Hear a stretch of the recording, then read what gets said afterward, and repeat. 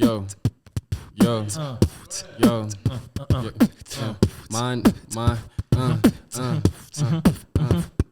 my name is Rome. Off the dome, cause you know I gotta do it, cause you know I keep the crumbs. Hey, if you hit me on my phone, hey, cause you know they can't be my clone. Hey, can't be nothing like me. I gotta do it, cause you know. Hey! all right. Yeah, baby. Welcome back. We are back in action. That clone line.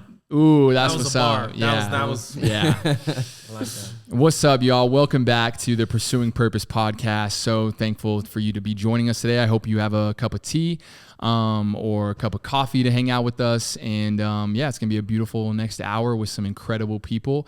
And this podcast is dedicated to having conversations about something bigger than ourselves, our stories and our hearts and our journeys. We all are aware of the story of the Constitution, the pursuit of happiness.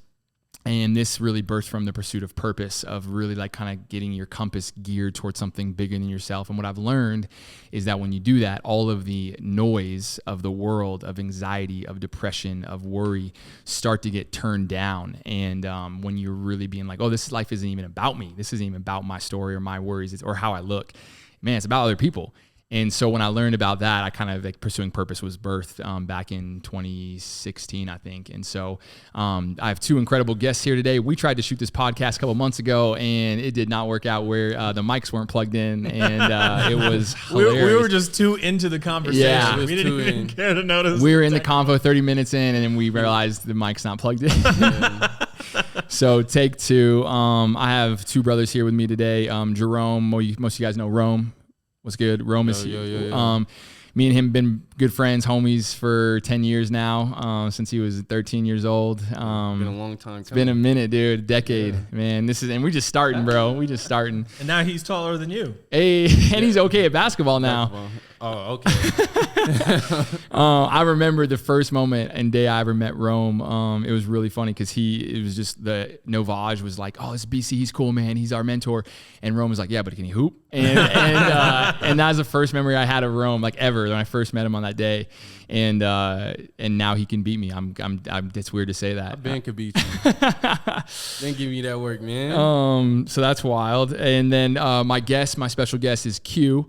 And he is a friend for a couple years now. We met in LA back in the day before COVID at first, and then retouch base like a month or so ago in Boulder. Yeah. And honored to have you here. Q is an incredible entrepreneur, creative, heart-led man, divine masculine. And keep going, like bro. That's what I came for. I did that intro. Love it. Kind of like a hero and brother to me, where I can list people's identities, like their success in life, which is really, fun to do sometimes and really kind of what people live off of.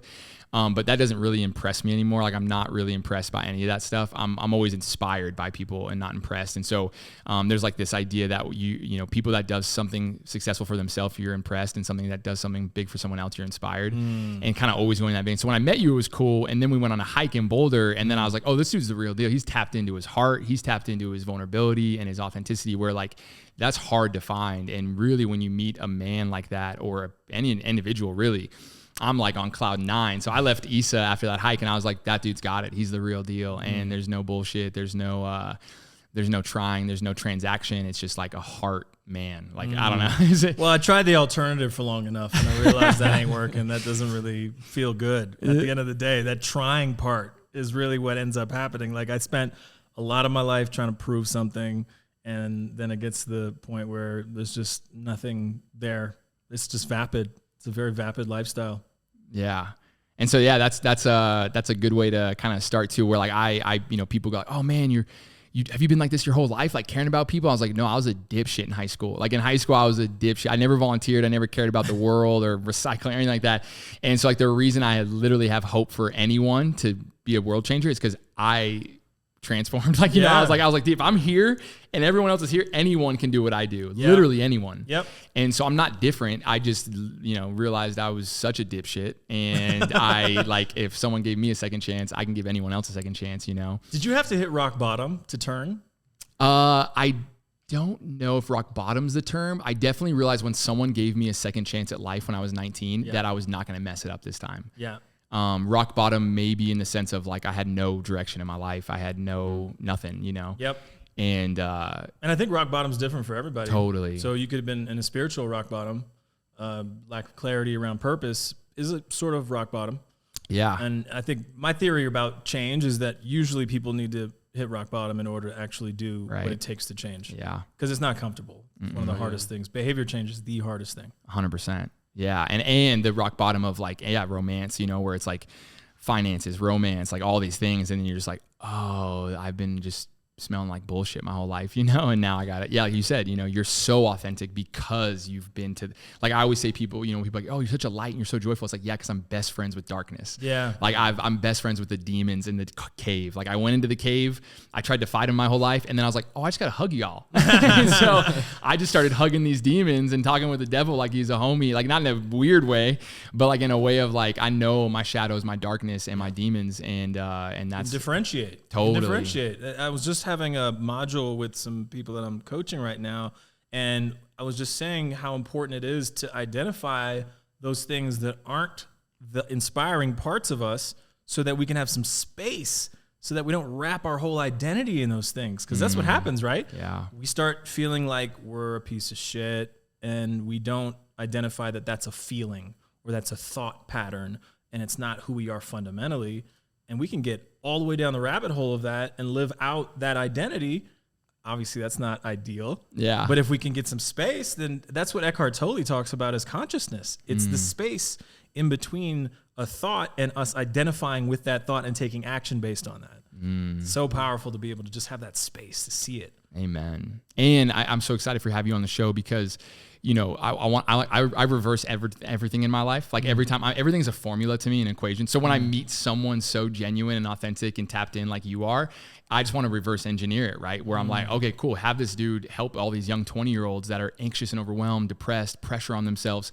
Be like, yo, walk through Q's story and where he was in his 20s and the awareness he had or the, you know, community he had, and tap into that and just have everyone take a deep breath and go, hey, you're good. You're all right. You know, like Q, you're 30. Oh, thank you. Yeah. 41. 41. Oh my God. Okay, 41. So you're 41. And the beautiful thing about your humility and your success is you're still so, like I said, humble and authentic to where you're still figuring stuff out and you're okay on inviting people into that, you know, in your journey. And I want people to like take a step back always, because I'm like, they compare themselves to Brene Brown or Tony Robbins or all these big people. I'm like, yo, Brene Brown didn't write her first book till she was like, what, 45 or something like that. So I'm like, chill, you're comparing to the wrong person. First of all, you're 22, you're 25. And I always want young people to be like, yo, take a deep breath and stop comparing to these heroes you have, because they have 25 years on you. Yep. And even the ones that we idolize, the Brene Browns, like they still vulnerably show up in like, yo, I'm 60 now and I don't have my shit together and I'm still learning. And how beautiful that is like there is no end destination. Yeah.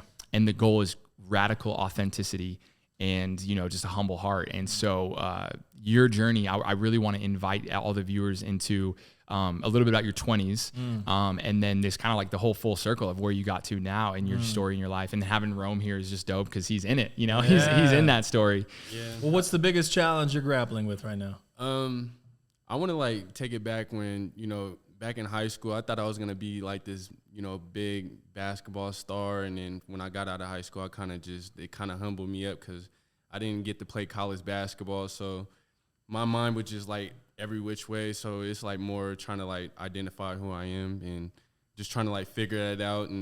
But as, you know, the years go by, I'm like starting, you know, kind of just, you know, building myself as a person and just kind of just figuring things out. And just like, that's like probably one of my, you know, biggest things that I'm like dealing with is like identity, you could say. Because, you know, I'm from the hood and, you know, like you have that, you know, circle, and be able to chill with BC kind of like help me think outside the box. Like there's a different way to it. And so just right now, I'm just trying to like figure out, you know, my lane, and don't want to like really get into other people's lane and try to be like, you know, somebody else. I want to be like my own person and just figure out my identity. Yeah, it sounds like you're ahead of the game from where I was at your age. Yeah, Right? BC like put me on. Like I feel like most people, you know, that's, you know, around my age is, you know, it's like still thinking inside the box and not thinking outside the box. But Yeah. surrounding my people like BC and like yourself, Q, it's like y'all teaching me how to, you know, figure out like there's different ways in, you know, in this world, and, you know, I could pick, you know, different paths and expand my mindset. So Yeah, so much of it is exposure, isn't it? yeah. I feel like by being exposed to different types of people, that's what got me opening my mind, because when I was your age, I had, I think, a very fixed idea of what life was.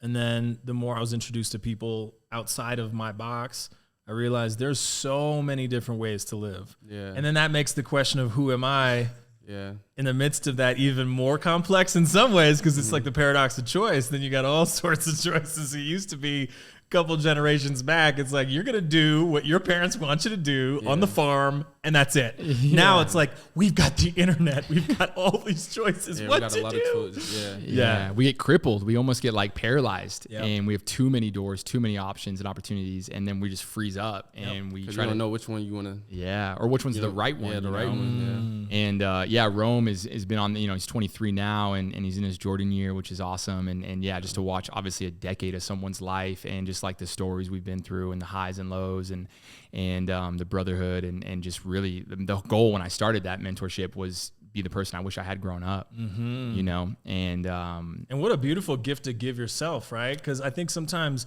that's the biggest thing I've learned in this idea of who am I, what am I up to in the world. All of that has to be linked to others. Because if I think I am some sort of fill in the blank, but I'm not embodying that with another, it's a notion. yeah, It's a concept. It is not real life. And I think I had that moment of reckoning somewhere along in my 20s when I realized that I wasn't showing up as the ideal in my mind for people. And it was humbling at first. I realized, oh, I have not been a good friend. I have not known how to date in a way that feels elegant and respectful of the other. I had so much to learn the hard way. And thank God people have grace in their heart for my learning curve along the way. And so, but that's the biggest thing I've learned, is that as much as we like to think we're independent in the Western culture, we're interdependent.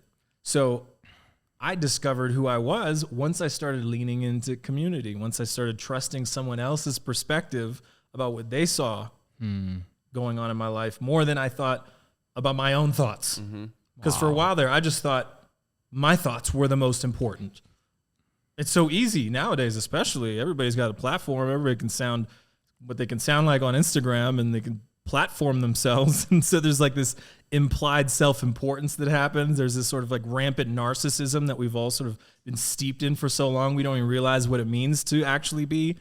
So I learned a lot just through being in a relationship and just trusting other people in that way. And so my 20s was not that case. I think listening is one of the most underrated qualities that I had to truly develop. We don't learn how to listen. It's the one form of communication. Out of all of them, we learn how to write. We learn how to read. All these other mediums get covered in most educational systems. Listening never gets covered. There's levels of listening. yeah, I can listen from my subjective perspective, like I want to validate what I already know. Or I can listen from objective perspective and be like, let me see what the other person knows. That might actually expand what I know. And then there's intuitive listening. There's all sorts of levels of listening, but we don't get hip to that game at all. And that is the input. And I think about my output being in direct correlation to my input. If I'm not allowing for that listening, I'm missing half the game. More than half the game in some cases, depending on the situation. So it's a great thing. You're in a great relationship with someone who listens as much as he speaks. And I feel like you said, listening is like a big key. Like sometimes, you know, I just have to like sit back and just soak it in. Like chilling with just like in that group and that community with BC. Like I told him, like, I'm Clay, just mold me into, to a better person, or some kind of like down that. That says a lot. That's by the way, that right there, what you just said is the key. The humility to actually say to another man, bro, mold me into the Michelangelo that you see. Yeah, because I hit rock bottom a lot of times. Like my bank account went zero a couple times. Like, of course, you know, I just feel like I'm not going the right direction, so that I just got to like take a pause and just like, hold on, let me just, you know, just focus and actually like soak in what, you know, what BC's talking about. And we got to really, at one point, I think the hard is we kind of have to let people go on that isolating journey, you know, like you said, rock bottom, right? So it's not, we don't wake up wanting to seek wisdom or read a book or, you know, knowledge. We do separate ourselves and go be an island, and we try to build this castle on this island, and we try to get good looking enough and strong enough and like rich enough, and we're like building this castle, and then it just crumbles like sand when like anything comes. And what I've learned is not building castles but kingdoms, right? Let's build a kingdom with people, and it's much more vulnerable because you're you know, you don't have this castle you can hide in, and you're exposed in a kingdom, but you're also taken care of and you're supported. And when you're in a season of winter, someone's in a season of summer, they can come help you. And when you're in a season of summer and someone's in a winter, right? It's this like reciprocal energy of a kingdom. We need community and people. And as you look at the height of America being the ultimate castle building country in the world, where it's isolation, we have fences around our houses, and we have, you know, these castles we've built, and we are now the most depressed country on the planet. We're the richest, but we're the most depressed.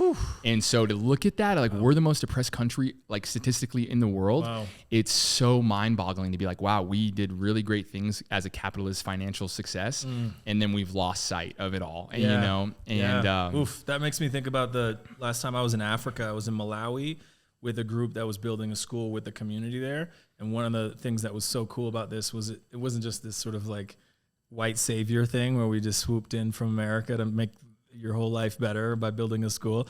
It was a cultural exchange where we would actually sit with the men from the village. In this case, we had the men separated out from the women. Women sat with the women, we sat with the men, and we had this really great conversation where it came up that in America, when we feel sad, we go to a doctor that gives us a pill that will help us. That was the loose description we gave. Can I tell you, the expressions on their faces, the villagers from this place in Malawi were shocked. They didn't even know how to comprehend what we just said. Whoa. So we had to walk them through it. And at the end of what we shared, they said, okay, because over here, when someone's sad, we bring them into the middle of the village, we circle around them, and we sing to that person about how amazing they are. Wow. Yeah. Could we do that over here? Could we figure that out? I mean, in some ways, I feel like we can experience that if we have a good group of friends here. We're vulnerable enough to share when we're down. We can have those moments to rally and build each other up. How often does that actually happen, though? Yeah. We're not even designed for that. We're designed for capitalism. We're designed for competition. We're designed for survival of the fittest. Survival of the fittest, the whole Tough thing. love. Yeah. That's the thought process. And even Darwin, you know, being popularized for survival of the fittest, in his last book he wrote, he said survival of the fittest twice, and then he mentioned love 95 times. And he said the reason humans are the most successful species, we're not the strongest, we're not the smartest, you know, is because of our empathy and our compassion. That's why, you know, and so it's, and he went to his deathbed, and he like said that he regretted that. That's what he was known for and remembered for. And it's like, love is the reason that we're so fascinating as a species and successful. And then we've lost that empathy to, there was another story, like I've heard of that, of like when someone's a thief in a village somewhere in different parts of Africa, and they steal something, they don't put them in jail, they don't discipline them, they put them in a circle and ask them and then like love on them and see what's coming up for them. Real rehabilitation. Yeah, right. Instead of just throwing somebody in a jail cell alone, which is not rehabilitation at all. I mean, here's what we know. We know we're interconnected beings that thrive in community, and some of our systems just don't reflect that. Jail is one of them. That whole prison industrial complex, are you kidding me? Now that we know the 13th Amendment, there's a documentary. Ava DuVernay did a damn movie all about the dysfunction of this thing, and we're still grappling with it. Yeah. That's how stupid we are sometimes. We'll be staring off with a problem, and we'll be, oh, do you know how to fix it? How about approach it with more compassion? And by the way, when you said compassion and empathy, I think about what are the ingredients of compassion and empathy, and one of them is, I think, pointed to what Einstein talked about. I think the differentiator as well with us human beings is we actually have access to imagination.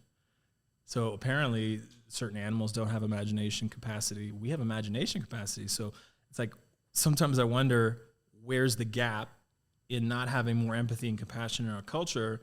And I think some of that now is being carved into by the lack of imagination that's required of us to be on social media, for example.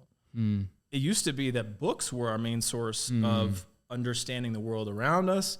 So we would have to read and therefore access our imagination to fill out the scene. Now it's spoon-fed to us in an Instagram post. Yeah. Like, think about the decay of the mind that occurred. I'm not opposed to social media. Don't get me wrong. I'm going to like crash myself right there because some people are just so anti-social media. There's a way to have imagination and manage to be balanced and healthy.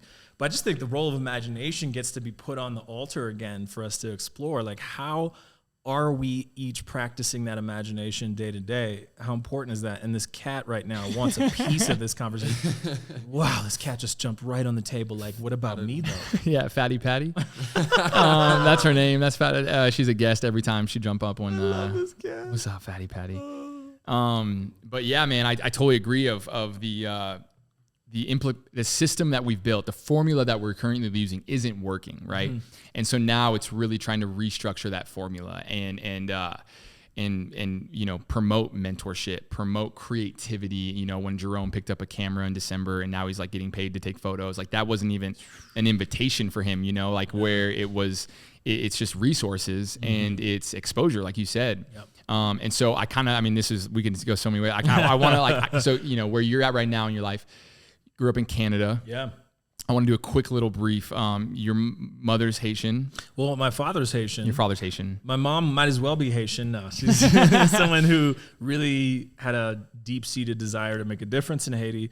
Straight out of college, she went down to Haiti to build a school and then met my dad. And so they had this wild, improbable romance and eloped and got married down there. Didn't really consult my mom's parents. I think they were actually upset when they found out they got married. And then they both moved up to Canada in order to be closer to her family. And of course, Haiti being a very challenging place to live and grow up, my father was not going to debate where they were going to be located. He was like, yes, Canada, great, let's do that. And that's my background. My father's very Haitian, even though he's been in Canada. It's a big culture shock. Canada is probably one of the most developed places in the world. And Haiti, unfortunately, is not so well developed. There's a lot of issues we could talk about there, but that was the background. Yeah, my parents are from very different worlds. It was really inspirational for me because I saw that at the end of the day, she was really invested in people. And I just remember that feeling, that feeling she gave off when she came back home at the end of the day of having invested in people deeply. It's like a certain spiritual satisfaction that you can't really get any other way. Yeah. Well, I think it's your purpose and that, you know, tied to like why you're here on earth, you know? Yeah. However modality you do that, we've lost sight of that, right? And we're all trying, if you ask people about why they want so much money is, you know, freedom, right? Or I want to help people. Usually if you follow the string long enough, it gets tied to like, I want to help people. And that's because that's what literally encoded of like what we're supposed to do on this planet. We're just trying to find a way to do it. Yeah. And so yeah, your mom had you, did you grow up in a... Well, you just said it's so deep though. I mean, I'm happy to go down. I'm an open book. I can talk about my story, but whenever you say something like that, I got to pause. We got to like, whoop, you know, this idea that like we all actually want to help people. And yet somewhere along the line, in this formula we've concocted around what it's going to take to help people, somehow we rationalize going down another rabbit hole, which is essentially self-serving and building out some sort of empire of some sort, money of some sort, whatever. But the fact is we can each help someone right now. Yeah. That's what I'm always blown away by is like purpose is actually always available. But we talk about it as this elusive thing, as if you have to get paid to do it. You get paid to do it. As if I can't just call my mother right now and be purposeful about that conversation and say, Mom, you made a difference with me. I just talked about you in a podcast and how instrumental you were for me becoming the man I am. We can do that right now. Amen. I literally said this yesterday. I was like, it seems like everyone wants to change the world and no one wants to go do the dishes for their mom. Ugh. No one wants to call their sister or their brother and tell them they love them. No one wants to buy that coffee for the person behind. Everyone wants to change the world though. Everyone wants to change the world. But man, like doing the dishes for your mom or doing something simple like, you know, like calling your sister or whatever it is, like, you know, that's where world change happens, you know. Well, it's inclusive of the world. Right. your sister's in the world. Yeah. Your mother's in the world. Yeah. Yep. Right? My dog is in the world. Like, Yep. did I feed my dog properly this morning? Did I walk the dog? Like, Play with them. Yeah. all of that. Yeah. But it's this is the thing. And this is why I feel so passionately about media as this prism with which we've all been interfacing with the world. Is if media is built on top of a model that requires ad money to flow through it, there's oil in the water of what could just be an amplifier. And so I get it. There needs to be a business model around anything that requires human resources. And I get it. Yeah. I get it. I worked in media for over 20 years. But this is what we talk about when we look at systemic issues that we need to start pulling apart. We need to start examining, why is it that then as we venture out into a different model of media where, let's say, I'm asked for a subscription for the New York Times now, why there is a hesitation. We're having a really hard time. Media's having a really hard time figuring this one out, right? But we're inextricably linked at this point. Social media especially, that's not going anywhere. It's actually baked into the culture now. Yeah. There are people now assessing whether they're going to give you a job based on how your social media is. How deep is that? Yeah. Social media. Slippery. But not LinkedIn. Yeah. Yeah. And so anyway, it just gets me really thinking about all the things we really need to be talking about, looking at. And I'm more concerned about how we're having these conversations. So I'm not so concerned about what happened with Will and Chris Rock on that stage. Granted, unfortunate. How are we talking about 100%. it, though? Yeah, that's an opportunity for us to examine how we all contributed to that happening. Yeah. It's so easy to point the finger. It is so easy to say, oh, Will's wrong. That's a terrible joke, Chris. It's so easy in the sidelines, isn't it? Yep. But then to actually put yourself in and say, well, how have you been lately? That's a very different conversation. Oh, you never been mad? Yeah, it's like, yes, you never made a mistake? Yeah, exactly. Jesus was like, look at the, don't look at the speck in your brother's eye. Look at the plank in your eye. Woo! You know? Yeah. So it's a beautiful thing that podcasting has come up, because I feel like of all the mediums in media, podcasting allows for a level of thinking and nuance and consideration around things that used to just get a headline, maybe a read of the article. Maybe you have a writer who's actually objective, who surrounds the entire subject, but that didn't happen very often. Yeah. Most of them have an agenda to get a click to satisfy the ad money that needs to come through. So anyway. Society and culture where it's like, something can make you mad or something can break your heart. And getting into your compassionate purpose heart of like that Will Smith, Chris Rock thing can make you mad. Something like a school shooting, even like something really intense can make you mad, or it could break your heart. If you heal your heart enough and you aren't aligned in your truth and in your purpose, you see a school shooting and it makes you sad. And then you have your heart break for the person who did that. Like, the person who did that, I don't know if they're, bad. I mean, that's a whole different conversation, but like being like, damn, that kid must have been lonely, man. He must have really felt the most to not only just not take his own life, but to go hurt other people. Like, and that's where I'm always coming from. If like you can, someone cuts, even the small things, someone cuts you off on the highway, you can get honk, you can get mad at them, flip them off, give all this energy, and like it's working, right? Anger makes people angry. Yep. Or you can be like, damn, man, that person must be stressed or anxious or overwhelmed. They're in a fight with their wife or late to work, might get fired. So it's just like tapping into that purpose, And Jerome right now is in a beautiful season in his life where he's learning a lot about purpose maybe for one of the first times, but he's coaching kids in sports.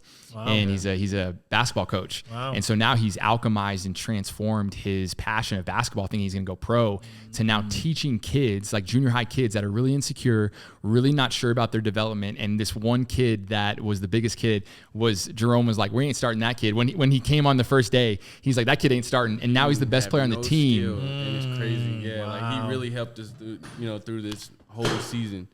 And he just had like dedication, and kind of he was just like super focused, and he wanted it. But I feel like it's more how we pushed him, encouraged him, and stuff like that. Like he wasn't even supposed to make the team, but he ended up starting, playing the whole game. And wow. So I'm curious about what the new ground is that you've experienced in yourself, like in being that difference maker. What did you notice about yourself? What did that access in you?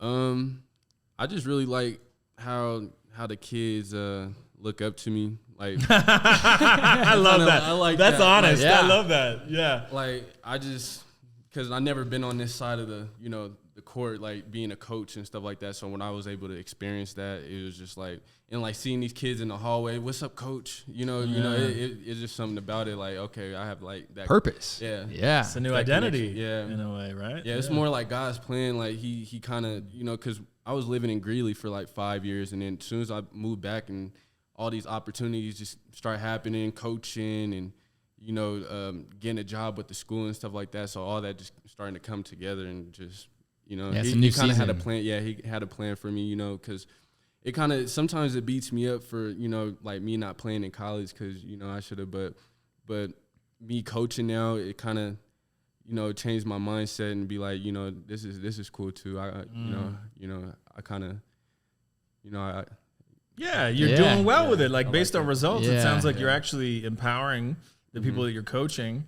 And what's interesting about this idea of God's plan, it's like it's beyond what we see for ourselves sometimes. And I know I've gotten caught in the trap of being so fixed on the way I thought something should go.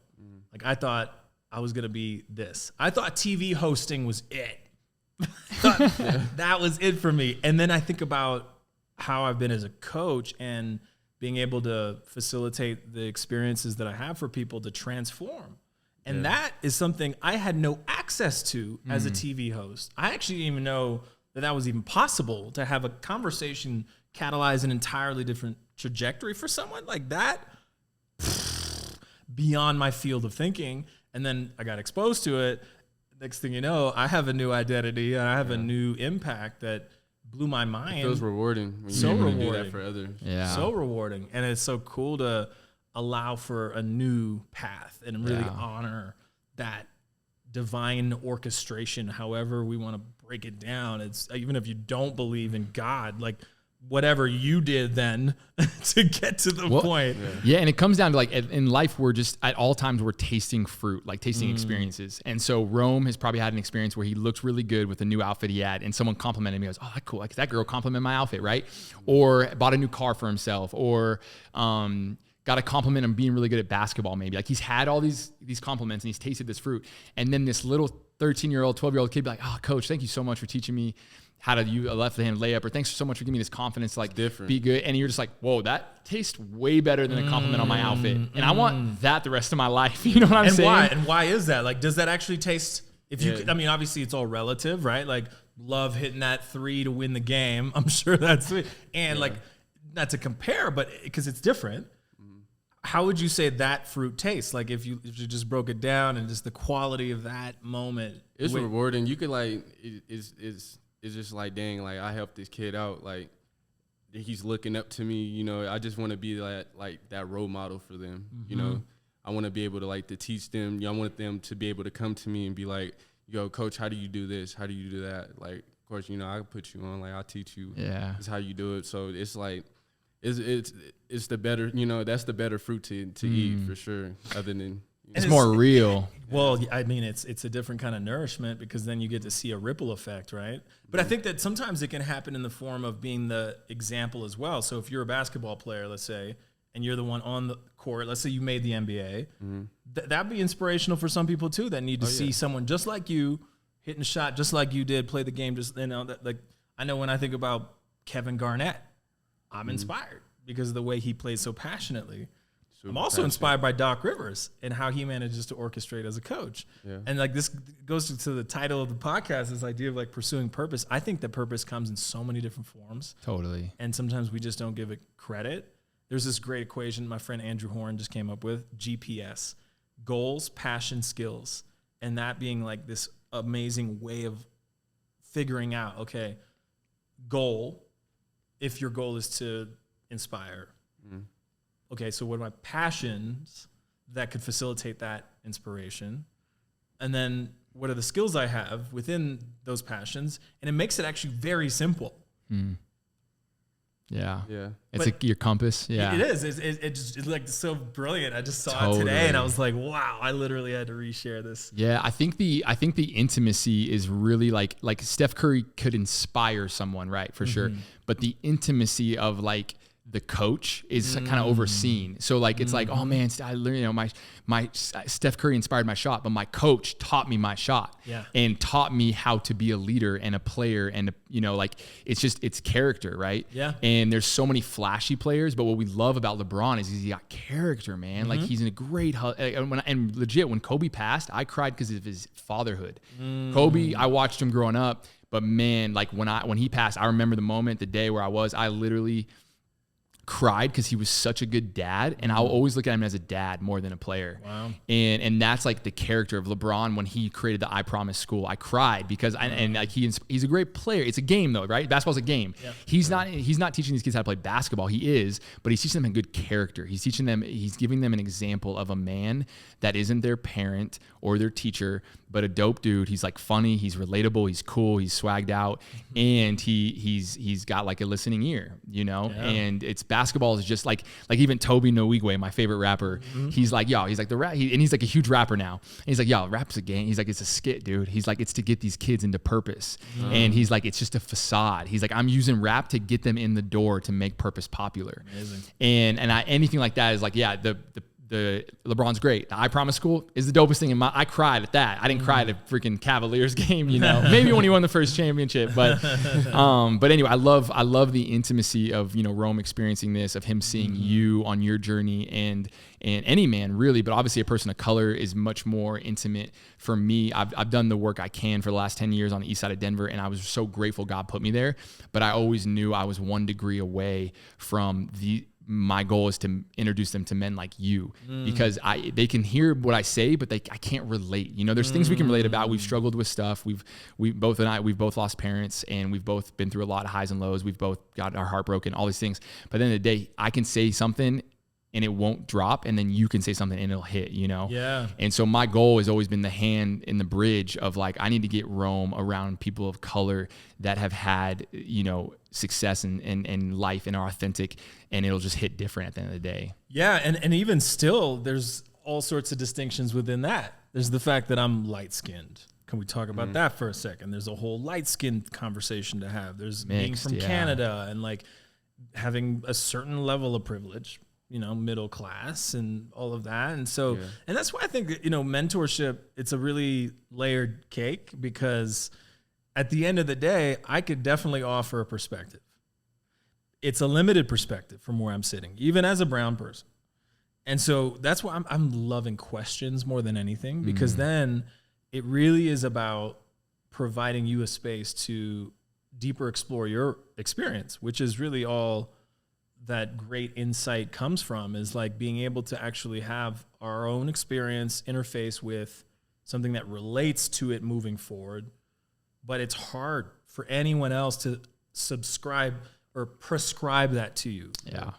And so but that's even, what I've learned the most. Yeah. And I would like to, but you're King's Council, you're creating a leadership men's group for people of color. So even that hand, getting him closer to that, you know what I'm saying? So it's like, it's really just that exposure, like him even seeing Preston Smiles and you and the other men in your person, your BIPOC person of color men's group. How we're talking about it now. Yeah. That's like, going to change. What? Next year, if you say BIPOC, it's not going to be in. What do you mean BIPOC? Yeah. Anything that can get him in that conversation and that just that insight, that awareness, you know, because he can look at me and be like, man, BC's pretty inspiring. Like he's really built a career for himself and success. And easy for him because he's a white guy. He could say that. And I don't think Rome looks at me with that like that lens, but I want him to see someone like Toby Nwigwe and other people that are living, that can, I don't know, just give him another perspective. Well, and here's the thing too, you know, there's a lot of examples of really successful black men who have done the rap thing, who have done the basketball thing. There's not nearly enough examples of black photographers. People like Virgil Abloh, who was an art director for Louis Vuitton. We have very few examples of black men who have succeeded out of those realms. Come on. Barack Obama, he managed to crack the code somehow and get into the White House. You know, but the Fear of God movement. Have you heard? You know Jerry? Yeah, Jerry is a friend. I've known Jerry a long time. Wow, And so he's a hero he's of another mine. one, right? And so it's like, have you heard of Fear of God? clothing brand. Yeah, I heard of it. Yeah. So it's a beautiful thing to start seeing that we really can operate in rooms that we hadn't historically had a space in and had a seat at the table. So glad you're running with the photography thing, and I can only imagine what that's going to ripple into. You might end up discovering that you're a great film director out of that. You might make an Oscar-winning film. Who knows? Come you know on. what I'm saying? Yeah. But like, what's great is having exposure to people who have a level of success that breaks the glass ceiling that we often can get. It's so easy. We have these constructs in our mind sometimes that limit us, and we don't necessarily feel like we're limitless. Yeah. Even though we are, right? And Virgil, I mean, I love what Virgil had to say about this. He's like, especially in the creative realm, there are actually no limitations. It's only the ones that we put on ourselves. And I mean, I think that actually could be true for a lot of things. Yeah. But the fact is, what I've experienced in this men's group has blown my mind, because it's so true. I think that we become the average of the 5 people we spend the most time with. And I've been blessed because we've been spending quite a bit of time. This men's group got really close over the pandemic. I mean, it was born out of the Ahmaud Arbery killing down in Georgia, and just seeing how that went down, I knew that us as black men needed to feel some sense of safety and belonging in America, and nothing was promised. And so we got to at least provide that for ourselves. I mean, that to me is really where the rubber meets the road in all of this. We can absolutely look at the systemic changes. There's a lot that we can talk to the white man about, and I'm including women in this conversation. You know, look, if we look historically, no offense, white men have perpetuated just about every bit of fuckery that we've seen in our society. Yeah. So we can have that conversation all day. We had it ad nauseum. It's not productive, actually. It's productive to look at how are we empowering ourselves. If there was no one to put a freaking hand with food in front of me, would I be reaching somewhere, somehow, and creating something of value within my own community to give that to myself? And that's, I think, where I get really passionate, because I do feel like at the end of the day, listen, opportunity's been democratized. You know, we're seeing a lot of people breaking through, whether it's Damon John, whether it's Virgil Abloh, whether it's Kanye West. There's so many examples of it. The issue is that we haven't dealt with our own trauma. We as black people have not dealt with our own trauma, and we have not been necessarily provided a lot of the tools. And so that's where I think something like a King's Council is going to really help a lot of people, because what we've found is that these conversations that we create intentionally to heal, to support each other, to empower each other, do not happen altogether that naturally and by default in our community. Our community has been designed to essentially survive, right? Like, we are in a survivalist culture here in America, and that's not going to create a whole lot more different than what we've already had. So we get to pop out of that survival mindset on some level and say, what do we need? What do we need to actually move forward here?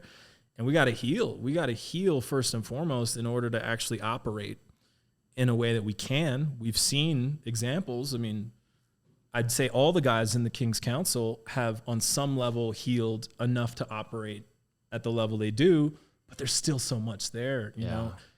There's so much dogma around therapy, at least in the black community still, you know? Like, facts. all of that, right? Like, being vulnerable. Like, when's the last time you had a conversation with a homie about what's really going on for you?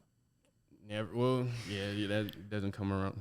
You know, we don't really get too deep into that, to the feelings and stuff like that. We kind of just, it's more like, oh, you know, you want to show that tough phase, you know, your tough self, and kind of just, we don't even get the chance to sit down and, you know, explain how we really feel. Because it's like, why do you think that is? Why do you think that is? It's more like, oh, it's like that toughness that you want to show. You don't want to show, you don't want to like put, you know, take off your mask. You don't want them to show the real. What do you think's going to happen? What do you think's going to happen if you take off the mask?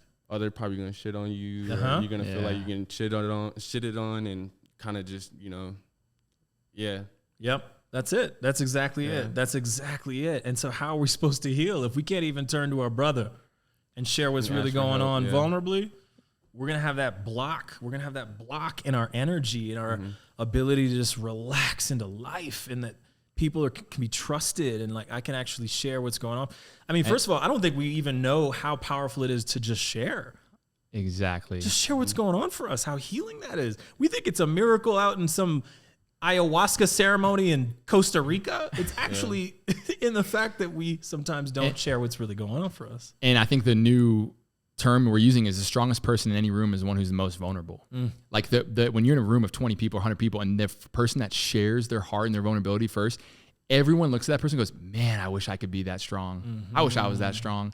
Not like, I wish I had that outfit. I wish I had that much money. It's like, damn, that was the strongest thing I've ever seen. Someone just went in front of 100 people and shared something. And I remember the moment, like, you know, to get vulnerable kind of with Rome a little bit when his mom passed, and he called me. I was like one of the first person he called. And I mean, my heart dropped, and we just kind of held that space. I didn't know, you know, it was the integrity, you know, at that time, 7 years of brotherhood, you know, to call me and just share that with me, man. Like, I remember just like my heart overwhelmed in so many different things, but just to see a man like Rome, he was still young at that time, and was just, how old were you when that happened? I was back in 2018, so I was 19 years old. 19. Yeah. And do you remember that? I just want to kind of get there. Do you remember calling me or like having that feeling? I was just so lost at the moment. It was just like dang, like, you know, my mom is gone. You know, I didn't really have a dad, so, you know, like literally like my mom is gone, and it's like, that's it. Like, I was just so like, mind is just everywhere, and it's kind of, I don't know. Even like some days, like I feel like I don't get the chance to really like talk about it, because, you know, I don't want to like relive that moment, and I know it's like gonna take a little while for me to, you know, take a little while for me to heal from it. Process, But yeah, it's just like. Do you remember that? I'm curious into your vulnerability, man, because to do that, you don't understand. Grown men can't do that. Yeah. Like grown 30-year-old men can't lose a parent or lose something like a lover, a wife, and call someone, another man, and be like, yo, man, like, I need prayer right now. I need help. And I don't know, like, I'm just so fascinated when you did that, man. Like, my heart was, you know, I loved your mom anyway, but like, it just like, I don't know. I was just so fascinated when that moment happened. You're 19 years old and you called me and just shared like, yo, my mom passed, and we kind of just held that space for each other and prayed. But how do you feel about that now? I don't know. There be days where, you know, I think about it, but I kind of just, I really just want to make it first, and, you know, and I don't know, it kind of sounds bad, but I want to make it first and then deal with my problems later, and kind of, because, you know, I have a daughter, you know, and like life doesn't stop, so I kind of just, you know, like, hold on, let me just get there first, and then I could be able to like just what if it was the other way around? To like deal with the problems so that you can actually succeed. Yeah. And I'm not saying that that's an absolute truth. Like, I'm just asking a real question. Like, what if we have the equation the other way around? Probably life could be different, but, you know, like, it's just like that survival mode type deal. Like, we was talking about, like, I'm just trying to get to that, because, you know, I didn't really have much growing up. Yep. And, you know, I have a daughter, and I want to provide everything for her. Yeah. And, you know, me just grinding and just trying to get there. I should be dealing with my problems, but I'm just so focused and in my element right now where I could just feel like I'm just like right there just to grab it. And, you know, I could just, you know, when I grab it, I could just have a chance to just take a deep breath, be like, okay, let me deal with these emotions now. Yeah. Because you got to have some space to be able to feel that ease, to be able to go there. And sometimes if we just feel like we're just making it, surviving, it's just, we don't even have the space. We don't have the bandwidth to actually go there. And I mean, I know for me, the grieving process, when I lost my grandmother, for example, thankfully I haven't lost a parent yet. I lost a dog, got killed by a bigger dog in front of me in Brooklyn, and it was super traumatic. I did the same thing as you. I had a training the next weekend to facilitate. And so I cried that day. And then the next day I got focused on the training. Literally. And that was it. Yeah, literally. Like, yeah, I feel like me coming out of high school, like, life just been crazy. Like, 2018, my mom passed. And then 2019, my grandmother passed, and then 2020, my brother passed, and it was just like, at that point, like, I don't know, it's just more like I'm just super numb. It's a lot. Yeah. It's a lot. So it's like, I don't know, it's kind of, so it's a lot to How deal did they with. pass? How did they pass? Because I think sometimes just like saying it like it is sometimes is the first step. Yeah. My mom, she passed away from a stroke. And then my grandmother, she was just, you know, older age. She lived a long life, and then my brother passed away from like drugs. Yeah. So yeah, so it kind of just Yeah, I feel you, man. I feel you. And there's a whole world underneath all that. Like each one of those deserves a whole conversation. Like what they meant to you. Yeah, and I feel like our relationship, me and my mom's relationship was like, you know, we was really close, but there's times, you know, we all get into it with our, you know, parents and stuff like that, and kind of just like, I don't know, like, and just like, I just wish I could like redo some of those times where, you know, put my difference to the side, because when, you know, when I get into it with my people, I kind of just like, all right, I'm stepping away, like, I'm, you know, I don't want to talk to you. Yep. Kind of just like, just do my own thing. But I feel like, I don't know, I wish I could have did it a little different, because, you know, you could lose somebody like that. Yeah. And, you know, I kind of, you know, but. Well, if you're up for it, I would love to have you share, like, as if they were here. Like, if you could say something to them, what would you say? It's not what I would say. I would just like, I would love to, you know, have my mom help me raise my child. Yeah. You know. Yeah. Because I have to learn to be a parent on my own. Like, you know, I don't, you know, have no pops. I don't have no, you know, my mom is not here. Where's your dad? He lives in Iowa. Okay. You're not in touch with him at all? Like here and there, like I'll talk to him, and then 6 months later, I'll talk to him again. And got it. Kind of just, it's kind of, I don't know, it's kind of weird, because, you know, I'm grown, and, you know, like you wasn't, but I kind of understand, because, you know, in the Black community, I feel like how, you know, because I'm seeing the other part of it, you know, I have some problems with, you know, the mother of my child sometimes, and I could kind of see where, you know, he because he talked to me, he was like, yeah, you know, I wanted to see you more and stuff like that, and build a relationship. But, you know, the relationship I had with your mom, it wasn't, you know, there, and kind of just, you know, it kind of just put me onto the side type deal. But I'm kind of just, you know, I'm always, you know, open with it, you know, because I feel like my mindset is different now. Yeah. I'm more forgiving. Yeah. You know, I forgive him. I don't, you know, It's you know. huge. Yeah, so. Makes you a bigger man. Yeah, facts. Yeah. It's beautiful, man. Yeah, and Jerome's heart is just so big where he's even like, you know, asking me like, man, how do I get he's got older sisters, and he's like, man, how do I get my sisters to like start caring or thinking bigger or like not being content, you know? And he's just like has this like, and he's got that deep heart for him, because he, you know, he like has that what he wanted for his mom, you know, and now he's like looking at his sisters like, come on, let's build each other up, you know, like let's challenge each other, let's call each other higher, let's create something together. And so, you know, Rome is like 23, still really young, you know that. Yeah. And your sisters, they're not really in the conversation of what you're proposing right now? It just, I don't know. I just feel like it's just more. Have they had the exposure that you've had? No. Yeah. Like me chilling with BC, him showing me, they haven't really seen that. I don't even think one of my sisters haven't even been outside of Colorado. Yep. Type deal. Yep. You know. Yep. But so it's like it's hard for her to wrap her head around. Yeah, like there's more in life than just, you know, just staying in, you know, just one area. Our bubble. Yeah, like go out, experience, have friends. Yep. My sisters don't even have like that many friends. It's all out of the comfort zone though, right? Yeah. And that's like a really uncertain place to invite people into if they've not really been exposed to it. It's like, how do you even do that? Like it's tricky. I remember having certain conversations with certain people I came up with when I was starting to get hip to some of this stuff. And it's like another language for some people. It's like another language.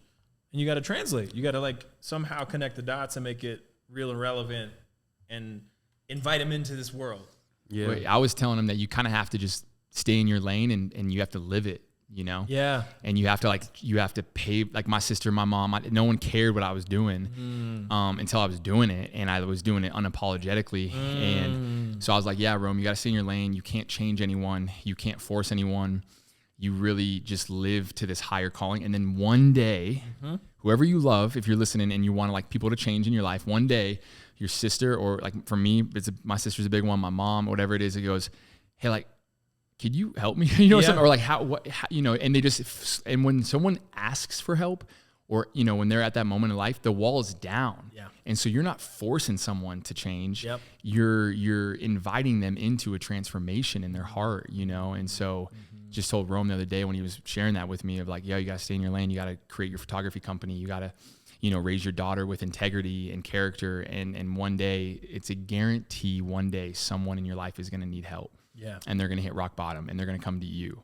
And I'm the younger brother, you know, and for my sister to ever hit that was so hard. The trauma that we have growing up and all the stuff we've been through. And, you know, a big reason why I moved back to Denver was my sister and her mental health and what she's going through right now. And to think that last year I was hosting a retreat in March, and at my retreat before I'm about to host a workshop, she texts me that she wants to take her life. Wow. And next thing you know it, and that rocked my world, man. I was crying. I couldn't even like really focus on this retreat I was hosting, and my whole world was rocked. And then in August, she came to our third retreat at the end. She came in person. She didn't come to the whole retreat. And it was my birthday, so everyone went around and kind of affirmed me in a way. And she just started bawling her eyes out and affirmed me for the first time in her entire life, and was crying and was like, yo, I see dad in you, and I see like you care about people. And she was like emotional about it. It was so wild to see like I moved back home for her. I work out with her all the time and just try to love on her. And it's not transactional anymore. Like I could like 2 years ago, I couldn't spend more than 10 minutes with her. Wow. And she is, you know, we just have this like way of butting heads. And she's just overall like, you know, like she's been fired from like 12 jobs in 1 year. Like it just goes through it. She's going through it. But it, you know, for me, it was like, wow, if you told me 2 years from now or a year and a half from now, you're going to like go hang out with your sister on the weekends and work out with her and go hiking with her, I would have been like, yeah, sure. Like what world is that? And my sister didn't change. My perception of my sister changed. I changed the lens of how I see her. And so it wasn't like, I'm going to love them when they change. I'm going to love them when they stop doing X, Y, and Z. I'm going to love them now. Yeah. And the lens will change through this love. And then I'm not going to care about what they're doing. It's like, I care for them, you know? And what love does is it transforms us from the inside to the out. Yeah. You know, so I could be like, you know, my mom or my sister or anyone, be like, yo, stop eating that way, or stop watching social media, or stop doing this, and stop smoking weed, or whatever it is. And you're trying to change this outside, but really love is the only thing that transforms anyone. And so the goal is to find this self-love within ourselves, and then it overflows into, I'm not a loving person because I work out in the morning, or because I eat healthy, or because the way I vote. I'm loving because I figured out how to love myself, you know? And so, I don't know, I'm just always encouraging people, like, you know, it's a long journey, and it took me, you know, personally, and not in a weird way, it's weird saying this, but like to think I spent 10 years of my life helping so many people, and then my sister would take her life, like how I would feel of like, oh my God, I missed the assignment. Wow. Like my own blood needed a savior and help and a loving person. And I was too focused on everyone else. Wow. And my head was too far up my ass. And so what that would have done to me, obviously her, but like the compassion I have for her, I was like, man, dude, I got to really figure out my priorities. So I moved back to Denver in September, right after that retreat. And man, my whole life is different with her, man. It's That's beautiful. Amazing. It's amazing. Oh. She'll call me and share what she's going through. And it's wild, man. That's so great. Yeah, congratulations. Dude. Thanks, I mean, that's man. a beautiful thing, because it does hit home in a different way when we can make a difference with our family. Yeah. As much as I like to say there's family of choice and that everybody is our family, you know, we're all one, all of those notions can be true, whilst also thinking, gosh, if there's that proximity with someone, and we can make that difference, Well, going where the trauma started, right? So Yes. we're at the end of the day, the trauma started when we were kids. Like my parents loved my sister at one point more than me, and then we hated each other and we got in these fights, and like that's where the trauma started. So you can go help as many people as you want around the world, but until you go to the root problem where your trauma was created, to where your dad didn't pick you up as a kid or laughed at you, or your mom didn't do something, or your sister, your brother, and you didn't forgive them and you were like traumatized by it, and to go back there and fix that, that's where it's all full circle. Yeah. You know? Yeah. And so like I can pretend on them outside of social media, I'm changing people's lives and I'm a good person, I'm loving. But man, if I can't go do it to the hardest person, you know, like my family, then it's like, I'm a bullshitter, dude, at the end of the day. Yeah. And well, and I will say, just to counterpoint, because somebody might be listening and trying their very best with the people that are close to them, and it's just not working for whatever reason. And that's something to honor too. 100%. You know, there's this they're in saying their lane. They're in their lane. They're in their process. You got to trust the one day, somehow, some way, whether it's through you or someone else, it's going to happen, and allowing for that to happen. And there's a saying that, it is kind of a crude saying, but I'll say it anyway because I think it makes the point, which is that you can lead a horse to water, but you can't make them drink. Mm-hmm. I've done that many times where I'm just so persistent with someone that's just not ready for whatever reason.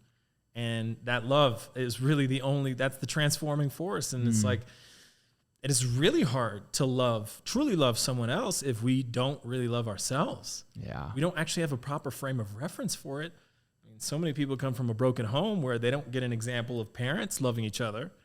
And we're social creatures. We're picking up examples all around us. Mirror neurons are just constantly informing who we think we should be relative to others. And it's like, if you come from a home where your parents beat each other or yelled at each other, and then now you're expected to turn around and have a healthy relationship, that's a very challenging climb. That was my experience. My family was dysfunctional as it comes, and my father was incredibly volatile around the house. And so that was my example of what it meant to be in a committed relationship. Lo and behold, I had a really hard time committing in relationship for most of my life, because that's how ultimately my subconscious mind stored that and held that. And so that's why I say healing ourselves is really the ultimate. You know, if we can get to that place in our own journey where we can honor who we are, then we have the capacity to actually show up for someone else completely. That's a beautiful thing. Yeah, that shadow work, right? That just like, and that's why you say that it's got to be a community that calls you higher. Like, you know, it's the same reason. You know, it's a team effort, and everyone's in it, and everyone's just like not trying to expose you in a bad way. It's just trying to it's not calling you out, it's calling you up. Yep. You know, and that is just done with, I mean, it's in the Bible, friction, iron sharpens iron, right? And there's sparks. Yeah. And so any growth, comes sparks, comes friction, there comes frustration. And you're like, you know, whether it's a partner or a lover or a parent, you know, if you truly want to hit this divine, like, consciousness and awareness, you have to go to the hardest, most uncomfortable conversations. And this, obviously, Q and I had talked forever, but like, you know, we didn't even get into Q's story. But I was really, you know, fascinated by your story, like your whole journey of the fame and the accolades and the relationships of these celebrities. And so, yeah, I just wanted to like kind of talk about your deconstruction journey, I guess, because you know, had something coming up as a kid, and then you're like, oh, whoa, this opportunity to become famous and known and successful and rub shoulders with the right people. And then somewhere along that line, you just did a TEDx talk, which I'm going to have everyone go check out the link. There's a TED talk that you did. And it was so beautiful. And it was really around this because you got to the pinnacle, right? You really got to the mountaintop of, you had the fame, you had the success, all these things that people would die for. Like, people are craving for 1 million Instagram followers, and they're craving to be walking down the street and get known by someone. And they're craving just like affirmation to be loved. And so you got it at what age? Okay. So you in your 20s, right? Yeah. I got the job with MTV at 20, and then I was there for 5 years. So in my mid 20s, I had a different type of understanding at that point. And, you know, the reality is I got into that job because of my passion for music. And for sure, I saw fame and success and the lever point that could be. My lens on it was always, how can I make a difference? Because I saw my mom growing up. I saw even how my dad showed up for his dentistry practice, and he had major purpose in that. I talked to him more in depth later in life when we built a real solid friendship. It wasn't just this sort of obligation relationship. And he spoke to me about how much it mattered to him that he helped people to relieve their pain. I was like, oh, wow. This whole time I wondered what his driver was, because all I knew was he wasn't really showing up for me a ton around the house. But he was doing the best he could with what he had, and that's where I'm at with it now. But for sure, I was really, really clear that I needed to make a difference, that would make my life fulfilled. And so I thought, given the landscape that I was looking at coming up as a teenager, the best I could do to make the biggest difference, biggest is the operative word, like the biggest difference, as I perceived it, would be to go into media and entertainment. And so I was a DJ at university, and that preceded me going into a VJ search.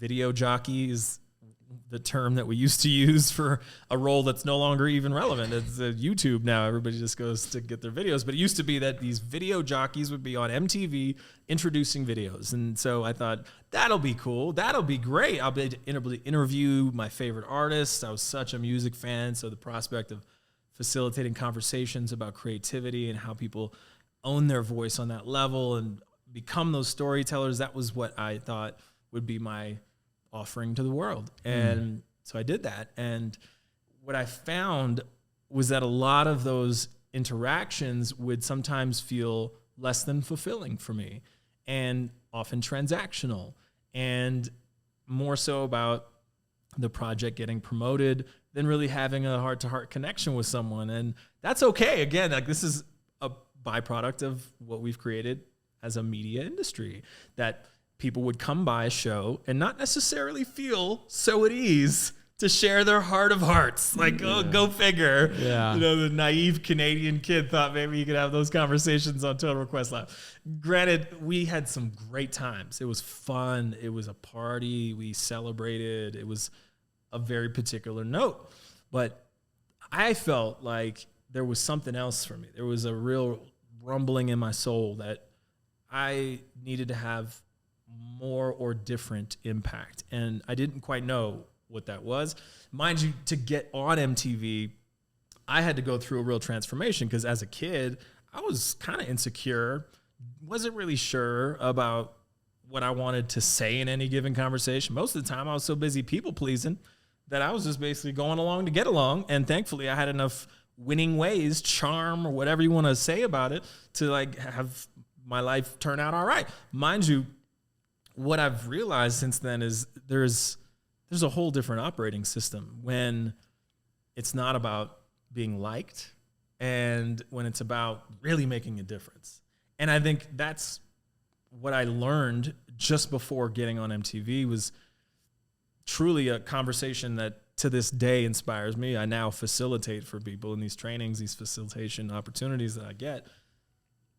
I was the receiver of it before anything. I was in a seat at a Landmark forum, and say what you want about Landmark, but there's some really great work. That's a great conversation to open up possibilities, to start to break down the walls that we put up between each other and the different limited beliefs that can sometimes run our life if we don't actually examine it. And so I examined it in this Landmark forum experience, and combined that with reading Conversations with God, and truly getting to a level of faith and possibility thinking where anything truly was possible. And then I went ahead and proved that theory correct by getting my dream job. But what happened, though, is in that moment, I experienced a transformation. All of a sudden, everything was possible. But then the conversation that facilitated that level of thinking got kind of put on the shelf. And I went ahead going about the dream job that I always thought would be the highest level of fulfillment and impact, et cetera. But then after some time, I think what happened was I started to feel a conflict within myself, because here I was on this big platform having these conversations over here. Meanwhile, the conversation that was catalytic for me to even get that opportunity was not in my day-to-day. It was not present for me. It was not part of what I offered. Even though I knew full well if it wasn't for that conversation, I don't know whether I would have been on that microphone. So I started to reckon with that subconsciously. This is all subconscious. I didn't realize it. Ooh, one day I realized I'm going to go be a transformational facilitator of these types of conversations. It was like a lack of fulfillment that showed up first. It's like almost feeling like the last guy at the party. You ever had that feeling where you just want to keep the party going, everybody else is gone? It was like that. I was like, it didn't hit the same. And so I left after 5 years and decided to go into exploring A&R work and getting more intimate and more in the genesis of artists and starting to work on that level with people, which was amazing, very fulfilling, also a different conversation. But mindset was ultimately what I was circling, like really getting to that core level, which actually dictates everything in someone's life. So while it's fun to talk about the output, it's fun to talk about someone's album coming out or the movie coming out or whoever someone's dating or whatever you're wearing on a red carpet. That's all fun. But I would much rather talk about how your heart and your mind are in coherence or not, and go into all of that, because then you have a whole nother set of possibilities, just like I did. Yeah. And it's what's palpable. It's like what the fruit is, right? Yeah. So you can talk to, Beyonce and Kanye, like these people you've interviewed about this surface level microwave food, that's not good fruit. Or you can talk about this depth and this deep stuff where what makes us, like what made Beyonce, or Kanye or LeBron James, this essence is great, but what made them, like I said, character. It all comes down to character. And even you now, when I met you, I loved who you were and what you were and how you spoke. I had no idea what you did for work. And that is the end goal of this. Like, I used to be young and naive, and I used to walk into a room and immediately have to prove myself somehow. When you name drop or I travel the world, as quick as you can, you had to impress someone. Yeah. And then right when you did, you're like, okay. And you're like, actually, I feel kind of shitty, like achy. and that was my, this facade. And then now it's just like, man, I just am what I am. And I don't even talk about what I do or, what I've done. I'm constantly asking questions. And I love that idea that some people will be like, man, I don't even know what BC does, because he's never talked about it. He's always asking me questions who I am. And I've got that feedback from other people from like third party stuff. And I just love that like relationship and that conversation of, if you've hit this pinnacle to where you are your essence is you. And when people talk about you, it is not like what you've done or who what you're doing or your identity. It's just, man, Q's, man, he's a good dude. He's so awesome. He like talked about my heart, and I got to open up with him about something. And I don't know, that's just like where we're going towards, in society. Yeah. And even your partner that, you started dating, and like your beautiful relationship, like, I don't know, just all of it is like you called in this incredible woman, not with this success or accolades, but who you are, and that feels so different, because you, as celebrities and the status people, you have people start loving you, and you don't know if they're loving you or they're loving your paycheck or your status. Yeah. And you're like, wait a second, does this person really love me? If I stopped looking good, would they still be here? If I lost my money, would they still be here?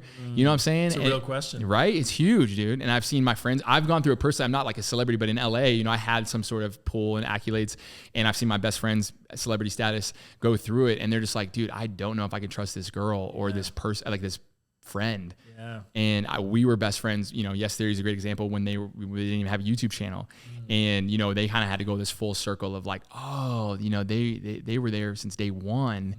They always cared about us, and so anyway. Well, and that's a real testament to how important it is to truly stick with the people who helped you get to where you're at. I see so many people just throw up the deuces as soon as they get in the building.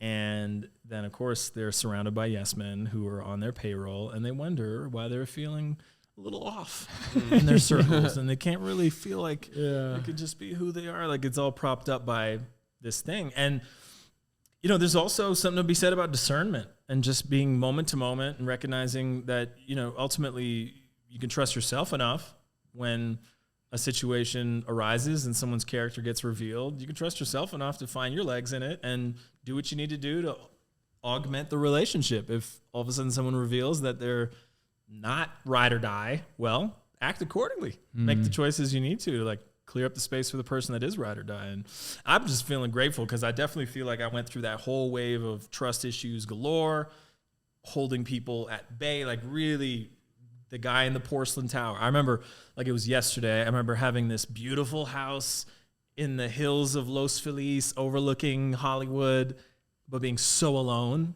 because I couldn't trust anyone. I didn't allow myself to trust anyone. Wow. And that is a major pitfall of so much of what we're talking about, the success and all of that. And I love the new definition of a mountaintop, which is, are you moment to moment an awesome human being? Like, can people count on you to show up with love, compassion, genuine care for them? That to me is the greatest mountaintop. Moment to moment, are you that person? Amen. Anything short of that, it's part of this dog and pony show. Yeah. Yeah. Who's going to be there? Yeah. You know, and that's even like, you know, Kanye and his mom were so close, and, you know, some people get it, you know, and some people really value that. And yeah, it's always just humbling yourself. I want to wrap up. I mean, we could talk forever. Yeah, like, yeah, this is like crazy. We haven't even talked about your story, and like, we're like like an hour in, and this is always epic. the TED Talk. If you guys are still listening, you rock. The TED Talk's going to be amazing. We'll send people that way. What would you say to 23-year-old Jerome, 23-year-old yourself, you at 23? What do you think, you know, I don't know, Jerome, are you interested in like hearing something like that? Like, yeah, I definitely want to, because I feel like in my you know, me being 23, I'm like so much in a rush trying to get it. I need to like realize like, hold up, I am like 23, like I'm still young, but I sometimes feel old. Like, you know, so. Yeah, well, the thing I would definitely want to hug young me about and whisper in my ear is, yes, there is a lot to be said about going out and achieving and getting all those things. And you are enough exactly as you are. None of that is going to ultimately define you. You, how you are moment to moment, showing up for the people that are in your proximity is ultimately the most important thing. And I don't know if young me would have heard that. No, I'm here. yeah. But I mean, I think this notion that once we get the thing, once we get the girl, once we get the job, then we'll be enough. It is absolutely not even effective thinking, because then you go into a job situation and you're literally outsourcing your power source to what happens externally versus coming with, actually, I'm dope. I'm a dope human being. And from that place, it's not about what happens out there. You're generating the environment. You're not waiting for the environment to generate you. You are creating the environment. Come on. We all have that. That's what's up. We know those people that walk into a room, change the temperature of the room. They're not waiting for somebody to compliment their outfit and then they step up and shine. No, they're stepping and shining. That's Confidence. right. And that comes from the thought, I'm enough. Yeah. I don't need your validation. It's nice, but I'm enough. I like that. Yeah. Yeah, I feel like I kind of struggle with that. I be like, cause I see my goal and I like, you know, if I don't have my goal right now, I kind of be like, dang, like I need to step it up. But, you know, I need to start telling myself like, you know, I'm enough. Like you said, like I'm there. I am that. You know, speaking to existence, you could say. Amen. Well, in other words, like become the person that's going to magnetize that. Exactly. Yeah. That's a power play. Yeah. When you tap into that alignment and that healing and that truth, you magnetically draw in relationships and friendships and your lover and a job. You know, it just becomes like that, you know, that you're thriving, you're not just surviving. Exactly. You know, and that's why, you know, most people, like you said, live in fight or flight mode. Most people live with this and they're not breathing and they're driving like this and they're cutting people off and they're yelling at people driving and they're so anxious and they're fight or flight mode. They're in survival mode. And when you finally rest in your body, find out where the trauma is, where the heartache is, you know, because right now you said, you're like, you know, I'm in this fight or flight. I'm just got to get my money. I got to get my bread. I got to get my woman. Then I'll like process losing my mom and my brother and my grandma. But really, it's like, yo, if actually that's fight or flight, that's survival. You know, but you're like, oh, actually, let me just process this. Let me see what the friction and the blockage is. And when you process, then you're just like, oh, cool. Now life is kind of beautiful and amazing. And I'm not comparing myself to someone's social media followers or someone's bank account. Man, I'm just like thankful to be alive. And I'm thankful for my mom. I'm thankful I had them. You know what I'm saying? Like you turn into gratitude, and the opposite of gratitude is entitlement. And so many people are walking around entitled. Like, I deserve this. I have this, I'm this and I'm this and this. And it's like, yo, when you live in gratefulness, man, and gratitude, man, like when I cried when I lost my dad, I remember immediately I was like, I had a dad, man. Like I had a dad, you know, like, so it's, for me, it was just like, what an honor, you know? So it was like, I don't know, it was just deep for me to be like, man, like I wasn't mad at God. I was so thankful I had a dad, even though I lost him at 23, and like what that felt like was so horrific, because I like lived my whole life trying to impress him. And then I just rested in my body of like that gratitude of I had a dad, and you know, it changed my life. And so it's powerful. Yeah, that's the takeaway more than anything, is the gratitude piece, because that transforms it all.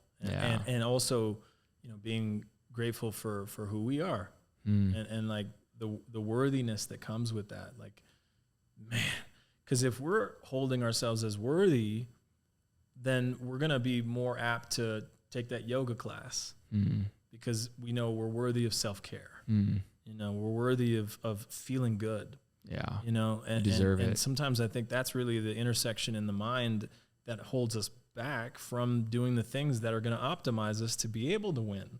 So it's like we sometimes forget about the equation that actually has been proven so many different times. It's like high performers are high performers because they perform for themselves first and foremost in the act of self-care. It's like you can't point to one success story that doesn't involve someone that has great morning practices, for example. Like, what gives access to morning practices? We all have the ability to have morning practices. Why do you think it is that the most successful people in the world have morning practices, a morning routine that is non-negotiable? Meanwhile, most of the world jumps out of bed, checks Instagram, goes about their first task, drinks some coffee, coffee, right? So what is it that would have the 5% over here doing that morning routine, swearing by it, knowing that's the differentiator, and so many others not doing it? I mean, sometimes it's just a conversation like this where you realize, oh, wow, doing that morning routine sets me up to actually be better throughout the day, which creates better results. But I think it starts with the thought, I'm worthy. I'm worthy of taking care of myself so that I can go out in the world a more effective human being. Man, that's real. And worthy of, I have control. I'm the player. I'm in the driver's seat, you know, and I'm not waiting for someone to call me and be like, yo, I want to give you $10,000. You know, like I'm not waiting for someone, like, you know, it's like, there's the idea of like, when I finally get a girlfriend or a wife, then I'll start working out. You know what I'm saying? I'm not waiting for anything. You just start creating it, and you realize you have control over your life, your bank account and everything. You're not a victim anymore. You are in flow with gratitude of like, man, I'm alive. I got working legs. You go to a hospital, go to a children's hospital. There's 8-year-old kids right now that can't walk and can't even leave the hospital at 8 years old. So you start to tap into gratitude, man. I got legs. I got a working body, man. I could, like when I tore my ACL, same thing when I lost my dad. When I tore my ACL, I remember laying there in so much pain with an ice pack and being like, I got to play basketball for 21 years of my life. Like I can't play basketball anymore, but I got to play for 21 years of my life. There's kids in wheelchairs their entire life that can't play basketball, you know? So just always operating from this gratitude and this place of just appreciation, man. And so Rome, for instance, we've been brothers for 10 years. And I could have forced him to pick up photography or, you know, pick up creativity. I'm always one phone call away. But the moment in December, he was like, yo, I think I want to do photography. Boom, got him a camera. Boom, got him a computer. Boom, he got paid gigs. Like, it was just a magnetic effect. It was that manifestation, that prayer, you know, but I couldn't put a camera in his hand and force him. And so it just is that moment it's 50%. You know, God does 50%, you do the other 50%. Like when someone gets drafted in the NFL, they don't go, oh, cool, I don't have to work out anymore. No, it's like God brought you to the NFL because of other reasons. You worked really hard, but also you got certain situations where now you're in the NFL. Now you got to work harder. And so God will do half the work. We got to do half the work. And we got to work really hard. Well, and it doesn't feel like work if you're actually aligned and you're doing what you really want to do. Totally. And you got to think you're worthy of it first. You got to think it's possible. And like, I love that you're passionate about photography. That seems like it's real for you. And then it has legs, because then you don't have to work a day in your life if you love it. Yeah. But it's technically work. So what someone would deem as hard work is just fun for you. Yeah. I was just having a conversation with Quddus, who was the main director behind Genius, this documentary about Kanye that was on Netflix, #1 in the world. And he's my hero. Quddus my hero. Quddus incredible. Yeah. He's a good friend of mine. Yeah. He's cool. That's awesome. Yeah. He's a great friend of mine. And he's my hero because of how loving he is. Yeah. You know, like that doc, I cried because of who he. God led as much as I am, I'm going to be looking for it. Yeah. Not looking for people's awful tendencies and traits, because there's evidence for whatever we choose to believe. One of my dearest friends in Q wrote a poem where he hits it again and again. We will always find evidence for what we choose to believe. And that's about our lens. What you were talking about, your gratitude for having that's your lens that's determined your life. Your lens determines your life. Amen. Thank God, we all have been blessed to have a lens of gratitude and, ultimately like brotherhood, and that's possible. And that's what all of this is coming from. It's like, I had a lens on you, on this, that it could be an empowering relationship. I could have easily had a lens like, oh, whatever. Yeah. Cynicism about you or this or whatever. Different experience of life. We all have that intersection moment to moment. Yeah, that's good. And I think I want to wrap it up, but that was so good. And like the idea of most relationships are transactional, right? You walk into a room and you're like, okay, what can I get from these people? Or you meet someone, you're like, okay, what can I get from this person? And you're really you're not magnetic. You're fear-based and you are scared. And you're just like, I got to use people to get money in relationships. Yep. Heal your heart, align your soul and your purpose, and you're magnetic, and your relationships become transformational. You walk into a room, who can I help here? You walk into a room and you're like, who can I help? Yep. Who can I help in their dream, their goals, financially, relationships, and that, dude, when you live a life that gratitude, you're like, man, I'm just glad to be in this room. Now, who can I bless and help? Who can I compliment even? Being like, yo, you look really good today. You don't know what that does for that mother or that woman or that man. And it's like telling them how inspiring they are and how beautiful they are, and like really pouring into people. You come into a room, like you said, you admit the frequency. Yep. You don't receive it. Yep. And when you really heal this, figure out this shit that's going on here, man, line it, clear it, alchemize it, man, you become this, you live in your purpose. You live with these angelic wings behind you you wake up and you're like, man, I can't wait to touch someone's soul and heart today. And then you go to bed like so complete and satisfied. Yep. That's the best feeling. Amen, dude. The best feeling. So I love you guys. Obviously, dude, I feel like we could do a episode 2 of this and talk about literally a million more things. Maybe how to heal. We could go into how to heal. Dude, I would love that. And even bring some other guests on. Like we could do a whole round table about this and like how to heal as a man, bro. Like, are you kidding me? That's like a whole episode. That's big. So Q, I appreciate you. Rome, I appreciate you. Just both of us all, it's last hour and a half. It's the longest podcast I've done, 90 minutes. I love you guys. And if you're listening to this, if you're still listening an hour and a half in it, man, I pray and hope that you feel a little bit lighter. I hope you feel a little bit inspired and grounded and just encouraged on your journey as Rome is being vulnerable at 23, that he's still in it. He's living by faith right now. He doesn't know what the mountaintop or what the site looks like, and he is just in it. And then we got Q on the other side, but Rome is doing it humbly and vulnerably. And then Q on the other side at 41, and he's in it too. And he's vulnerable and he's authentic and he's transmitting this. And he's like, yo, it doesn't matter your age, because you're never going to escape the demons. You're not enough money, not enough fame and success are going to get there. So you've lived it, Q, and then you're transcending this wisdom to Rome of anyway, it's just so beautiful. So I hope you got a little bit of encouragement today. And you know what I got for us here? Let's go. Yeah. Well done. Well done. Amen. Applause all around. Love you guys. I can just go all day, but I love you guys. That's so inappropriate. I'm just praying for y'all. But yeah, I'm praying for everyone listening to this. I really appreciate you spending 90 minutes to really just be vulnerable with yourself and authentic. I hope you can journal and process this and really digest it. Anything that we ever consume and eat, whether it's a documentary or a movie or a podcast, to really digest it and not just upload another podcast or go on social media, but really share with ourselves and our family and our friends of like, yo, I listened to this podcast and I heard this guy say something really fascinating. I heard this 23-year-old dude say something about coaching and changing kids' lives. And I want to talk about to my parents and my friends with this and myself and journaling it. So I pray you can process it and digest it, because unless you digest something, you won't be able to teach it, and you never fully learn something until you have to teach it. And so every time you hear something inspiring, every time you read something inspiring, it's okay to feel inspired, but guess what? To transcend it, you got to teach it someday. So journal it. I underline everything in my books. I journal things and I process it because I'm like, man, I got to teach this someday to someone. Someone's going to need this information, because how I feel about it, it's going to help someone else feel something about it. Yeah. And so I hope you and pray you can journal and process. We are going to definitely do a How to Heal men's group podcast here soon. I love you guys. Appreciate you pursuing purpose. Let's do it. Amen. Nice. Woo! Thank you guys.